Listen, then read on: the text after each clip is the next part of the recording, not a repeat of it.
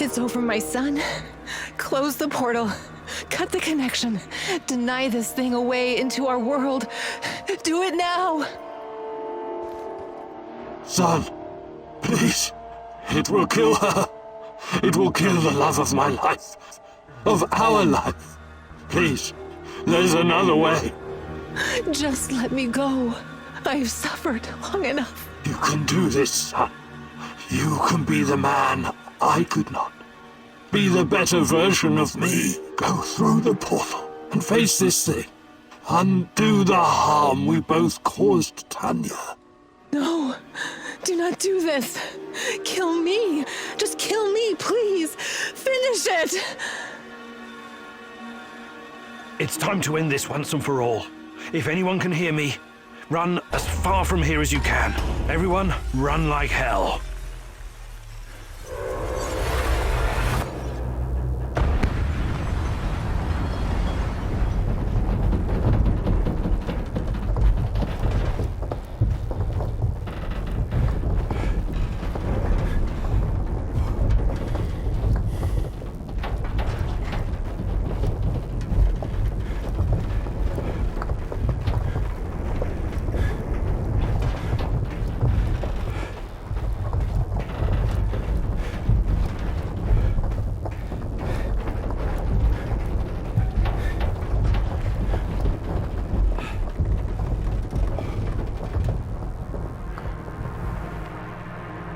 Thank you for showing me the way.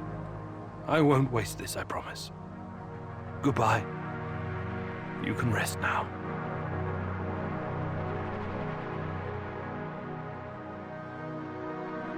The protagonist never explained to his comrades exactly what happened at the power plant, but he came out changed.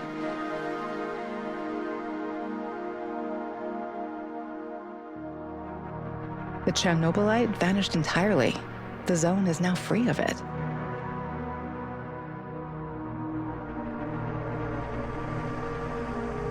Igor stalkers drove off the remaining NAR troops and even convinced a few of them to join the cause.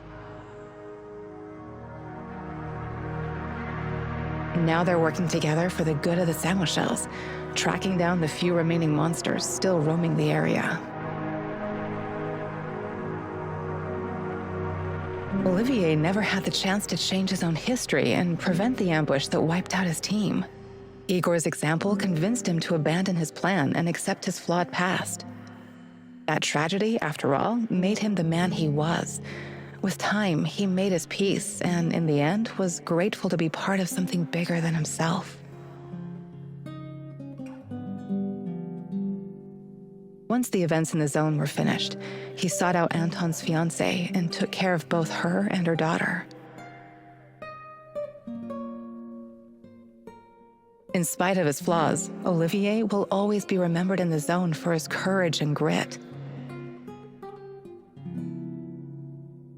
Sashko had always been the lone wolf and daredevil of the zone. Life had always been harsh for him, and he learned the hard way to rely only on himself. His crusade against NAR began with a desire for closure regarding his brother Ruslan's death, but Igor's quest to find Tatiana was what kept him going until the end. In his final moments, he enjoyed a privilege afforded to few men indeed. He had no regrets. He died as he lived, fighting bravely for those closest to him, and that was enough. Tarakan's fight against the Rat King has reached an end. Having barely survived the zone, he realized his time was up. Now, someone else must carry the torch and defeat the evil lurking in the power plant. But Tarakan wasn't worried. After all, he had prepared Igor and others well. Tarakan's true identity was never discovered. Was he a madman, a saint, a spy? Perhaps he was all of these, or perhaps none of them. But one thing is certain. The old man was a true child of Pripyat. His restless soul will forever wander its marshes and woods. When all was said and done, Olga's thoughts went to her mother and the Samoshils. She had joined Igor in his mission because she knew what it meant to live with a hole inside you, a hole left by the departed. As a troubled teenager in Minsk, she'd never planned to become a freedom fighter or martyr, but sometimes we encounter the person who will change our destiny at just the right moment. Life is unpredictable that way. Olga decided to continue serving as the huntress and ranger of Pripyat's forests, striking fear into the hearts of anyone who wished harm upon her people.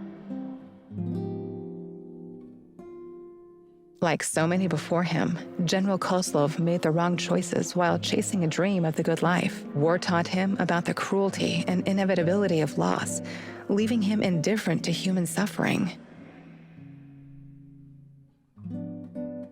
His experiences made him strong, but also blind to the serendipitous moments which could have placed his life on a different trajectory, and so his death was as empty as his life.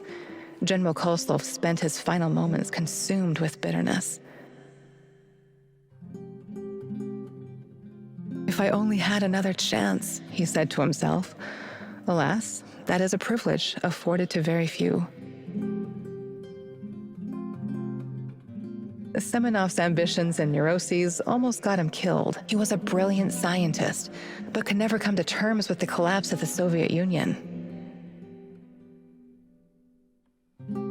Though not a devout communist, Semenov could not stomach the chaotic aftermath, for it reflected the emptiness of his own heart. And so he chased his green Chernobylite dream, hoping his experiments would usher in a new world order. In reality, what he sought was to fill the gaping void in his own soul.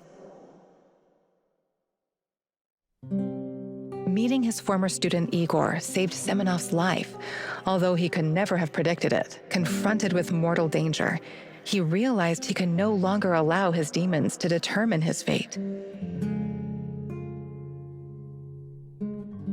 He left the zone, hoping there was still time for him to find peace. Without Semenov's brilliance, NAR eventually dissolved, most of its mercenaries wiped out by either the Shadows or the Samoshils. Faced with staggering losses, the shareholders halted all funding. All that remains of NAR in the zone are the empty barracks and derelict labs, stark reminders of a misguided ambition based on human misery.